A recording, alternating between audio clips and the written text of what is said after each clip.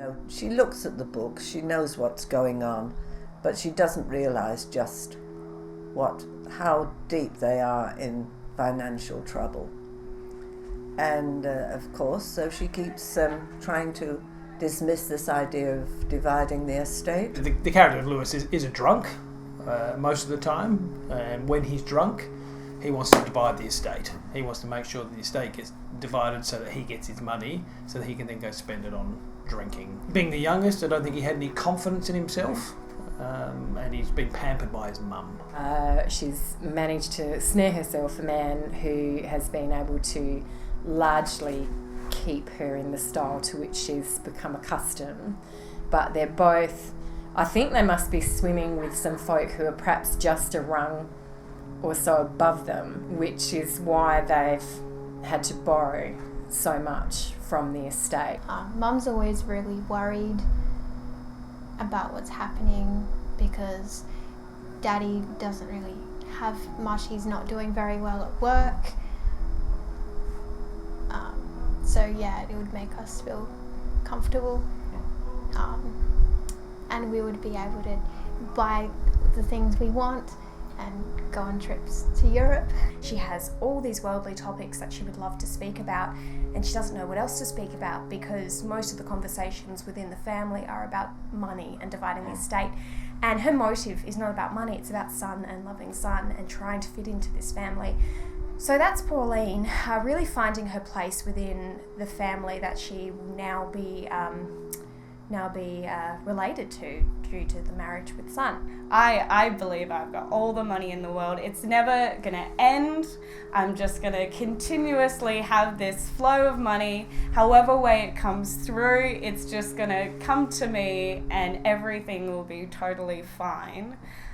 There is no way in hell that I'm gonna have a future without money. It's not existent. He has that discussion with Miss Stella. If they divide the estate, what happens to the house I live in? I'm not dividing the estate. That's good. I'm too old to move from that house. So he's really concerned about that, but I think he only sees it from his point of view. I don't think he would ever have any idea of the financial situation that was happening then at the time because of the politics and the recession. He's feeling a bit stressed because his real estate business isn't going that well. The whole town, or the whole city of Houston, and in fact the whole state of Texas is in a bit of a economic depression. It hasn't made any money for some months and no other source of income. Mary Jo gets a small amount from the estate as an allowance, but it's not enough to keep them in the manner in which they've been accustomed. At a sense, she doesn't want the estate to be divided because, that kind of stops her income for college. And, I'm presuming that she's worked with these people for like a couple of years maybe. Not reasonably long time, but long enough. That's kind of sad. But in the other sense, she doesn't mind the estate being divided just because, she gets that big payout. But she does have to wait, so she's thinking, okay, I'll be alright. I think because I respect her so much, and we're sitting at the dinner table and they're just outright just saying, we're going to divide it when you die, and that's how it is. And I think I'm a little offended by it, and I can see that grandmother's sitting at the same table and she is a little hurt by it. And I think it's rude and selfish because, especially after everything I've done to keep it intact and keep the estate running, and they don't care about that. They just want it divided and they want the money. Well, I don't really understand most of it. All I can say is that Miss Stella's not happy about it at all. I don't really know what it means for me. So long as I've got a job still at the end of it, I'm happy to continue working.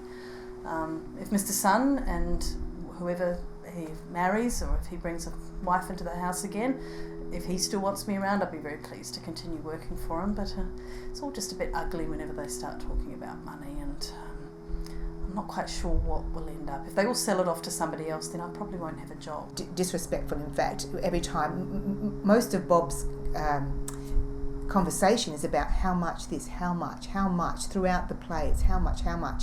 And I think Lucille tends to switch off around that. Son may take that in. I think Son does listen to Bob and some of his ideas, and I think his most recent idea around the inheritance tax, he probably thinks it's not such a bad idea, but would need to look into it a bit further. But I think for Lucille, the fact that they're talking about that before Mum was even dead is disrespectful, and she's very unhappy about that.